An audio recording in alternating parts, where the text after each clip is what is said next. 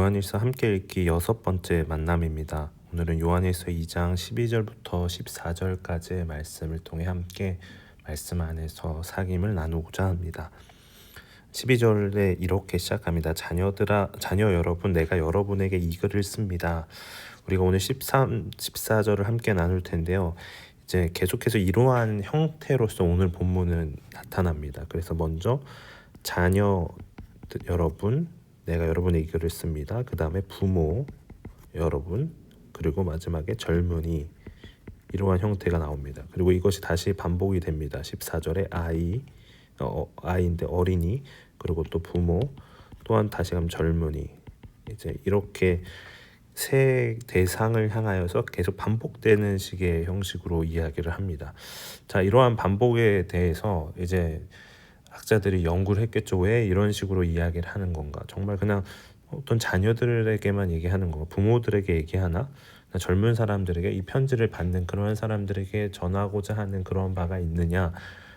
그런 것들을 이제 찾아보는 거죠. 근데 이제 정통적으로 내려오는 거는 결국에는 이러한 그 연령대별의 구분은 우리의 신앙의 성숙도에 대한 거예요. 성숙도. 신앙이 얼마나 성장해 있는지에 따라서 자녀와 아이와 같은 신앙, 아니면 부모와 같은 장성한 신앙, 아니면 젊은이와 같은 자라가고 있는 중 성장에 대한 측면인 거예요. 자, 이러한 관점에서 오늘 본문을 함께 보시면 먼저 이 자녀예요. 자녀라는 건 이제 하나님의 자녀가 된 사람들, 그러한 사람들에게 이 편지를 쓰는 것은 그분의 이름 덕분에, 예수 그리스도의 이름 덕분이겠죠. 예수님의 이름 덕분에 여러분의 죄가 용서되었기 때문입니다. 여러분, 우리는 예수 그리스도의 이름으로 말미암아 죄 사함을 받은 사람들입니다. 결국에는 그러한 죄 사함으로 말미암아 거듭나게 되었고 하나님의 자녀가 되어 영원한 생명을 얻게 된, 그러니까 딱 처음에 예수님을 믿었을 때 그 시작인 거죠. 그러니까 죄 사함의 수준에 있는, 그러니까 딱 이제 막 걸음마를 떼기 시작한, 이제는 이것들의 기초적인 거를 이제 믿고 시작했던 사람들, 그 사람들에게 향하여서 얘기하는 거죠. 자녀는 지금 이렇게 여러분의 죄가 용서되었다라는 거예요. 그 정도의 수준이 자녀인 겁니다. 자, 그러면 이러한 자녀는 어떻게 성장해야 될까요? 그 다음에 그래서 부모에 대해서 이야기해요. 부모 여러분, 내가 여러분에게 씁니다. 여러분이 처음부터 계신 분을 알았기 때문입니다. 누구를 알아요? 처음부터 계신 분이요.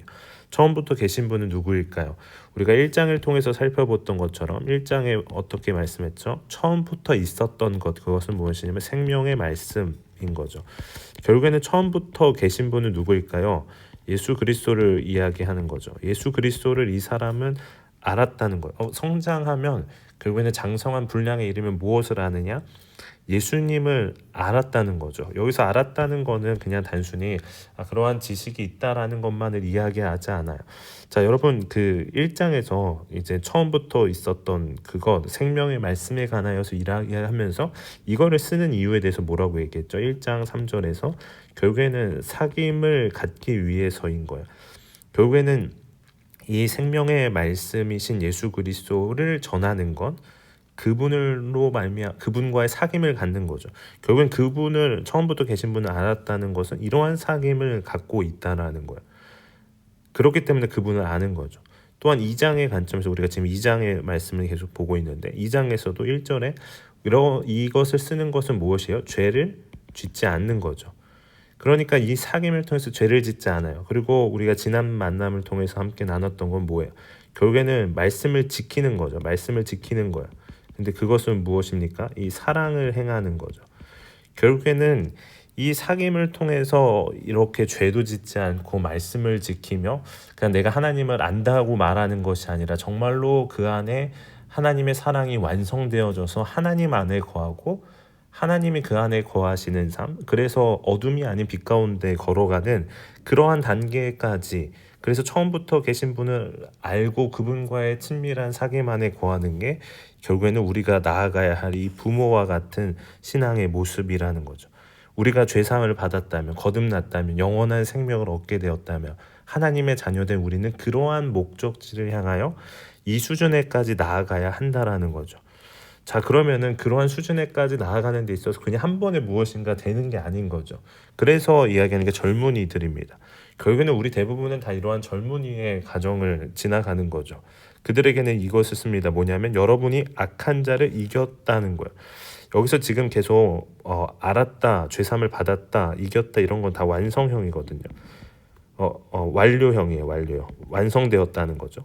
이게 다 완료되어진 상황이에요. 근데 악한 자를 이겼다라는 거예요. 우리가 무엇을 하지 않았는데 이미 이겼다라는 거죠. 자, 특별히 이 악한 자는 누구일까요? 그 요한일서 5장 보면은 나중에 보겠지만 이렇게 말씀을 우리는 알고 있습니다. 뭘 아냐면 우리가 하나님에게서 났다는 것을 첫 번째는 이걸 알고 그런데 온 세상은 악한 자의 손 안에 놓여 있다는 거예요. 여러분 이 세상은 결국에는 악한 자의 손 안에 놓여 있다는 거예요. 이게 요한일서가 세상을 보는 관점인 거예요. 그래서 세상은 마귀의 손 아래 있고 마귀의 통치 아래 있는 것이 세상인 거죠. 그래서 우리 지난 만남에서도 함께 보았던 게 뭐예요? 이제 참된 진리의 말씀이 뭐냐면 이 어둠이 지나가는 거예요. 악한 자 안에 놓여 있던 이 세상은 이미 어둠이 시작된 거, 어둠은 지나가기 시작된 거예요. 사라지기 시작된 거죠. 왜 그래요? 참빛이 비치기 때문이에요. 결국에는 예수 그리스도께서 이 땅에 오셔서 십자가의 죽으심으로 말미암아 이미 빛이 비치는 거예요. 이미 이기셨던 거예요. 결국에는 이것이 누구의 것이 되냐면 우리의 것이 된다라는 거예요. 결국에는 여기 12절, 13절에서 말씀하고자 하는 게 그런 거예요. 그러니까 젊은이들에게 이미 이겼다는 거예요. 그러면 너는 어둠에 다닐 필요가 없다라는 거죠. 이미 예수 그리스도께서 악한 자를 이기셨는데 왜 너희는 그 악한 자의 손 안에 있는 이 세상, 특별히 이미 종말이 시작되어서 사라지고 있는 그 세상 어둠 안에 거하고 있느냐는 거죠. 그곳이 아니라 빛으로 나와야 되는 거고 그 빛 안에서 승리를 경험하는 그러한 삶을 살아야 한다는 것을 이야기를 하는 것이죠. 그걸 통해서 우리는 어떻게 돼요? 결국에는 성장하게 되는 거죠. 그러한 과정이 필요한 거예요. 결국에는 우리의 신앙생활에 있어서 그러한 것들이 필요한 거죠. 자, 이러한 것들을 다시금 이제 14절에 반복을 해서 설명을 합니다.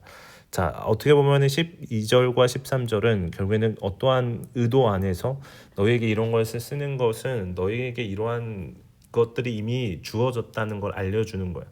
그러면서 이제 다시 한번 그것을 상기하는데 그 내용이 뭔지를 알려주는데 14절에 먼저 어린이라는 거예요. 그러니까 아직 미숙하다는 것을 분명히 보여주는 거예요. 자녀들은 아직 미숙해요. 그래서 뭘 하냐면 그 아버지를 아는 거예요. 결국엔 우리가 이제 예수 그리스도의 죄 사함을 통해서 거듭나게 되면은 이제 하나님이 나의 아버지구나. 내가 하나님의 자녀가 되었다는 걸 아는 것으로 이제 머물게 되는 거죠. 근데 여 안에서만 머물게 되면 어떻게 될까요? 난 용서를 받았으니까 나는 아직은 연약하니까. 그러니까 그런 식의 신앙생활이 될 수 있는 거죠. 근데 그것을 넘어설기 위해서는 결국에는 이 목적지를 향하여 가는 거예요. 그래서 부모에게도 하는 말이 계속해서 똑같이 반복되는 거예요. 여러분이 처음부터 계신 분을 알았기 때문인 거예요.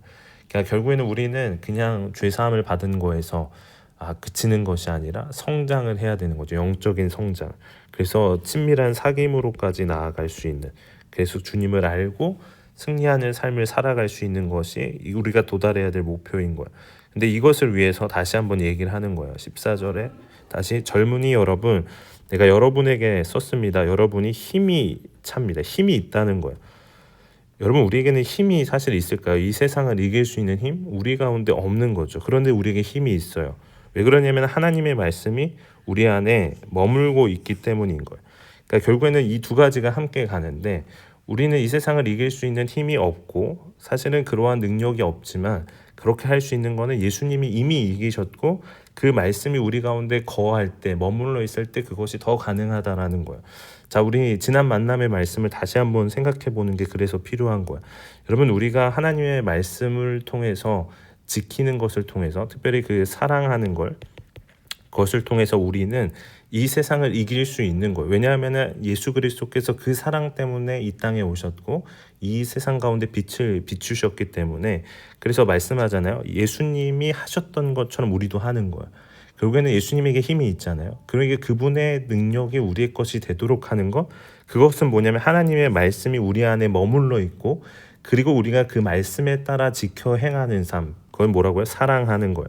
형제를 사랑하고 이웃을 사랑하는 거. 그러니까 사랑이 너무나도 중요한 거예요. 그러한 사랑을 행하는 것을 하는 그러한 삶, 이것은 현재거든요. 지금 우리가 그렇게 해야 되는 거예요. 그렇게 할 수 있는 동기는 뭐예요? 이미 악한 자를 이겼기 때문인 거예요. 내가 이긴 게 아니라 예수님이 이겼지만 그 승리가 나의 것으로 이미 주어진 거예요. 그러면 우리는 그 승리를 계속해서 이루어가는 것. 왜냐하면 아직은 이미와 아직 사이에 살아가고 있기 때문에. 결국에는 이 사이에서 살아가는 우리는 그 승리를 오늘도 이루며 살아가는 것, 사랑하는 것을 통해서요. 그래서 우리는 이게 중요한 거예요. 오늘도 이 세상을 살아가면서 이 세상을 이기는 삶을 살아가야 되는 거예요.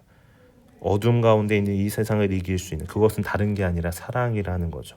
이러한 사랑이 있는 저와 여러분의 삶이 되길 원합니다. 특별히 이 사랑으로 말미암아 주님과의 사귐으로 말미암아 성장하는 우리의 삶이 되길 원합니다. 이렇게 사랑하려면요, 그래서 사귐이 있어야 돼. 말씀이 우리 안에 머물러 있어야 되는 거예요. 더 말씀 안에 사랑하며 주님과의 사귐이 있는 우리의 삶이 되기를 주님의 이름으로 축복합니다. 기도하겠습니다. 하나님, 우리의 믿음이 어린아이의 수준에 머물러 있지 않기를 원합니다. 우리가 더욱더 자라가기를 원합니다. 특별히 주님의 말씀을 깨닫고 우리 가운데 주어진 그 은혜를 분명히 기억함으로 우리의 삶 가운데 주님과의 사귐으로 인하여 날마다 자라나는 삶, 그러한 사랑을 배우며 사랑을 행할 수 있는 우리의 삶이 될 수 있도록 인도하여 주옵소서. 예수 그리스도의 이름으로 기도하옵나이다. 아멘.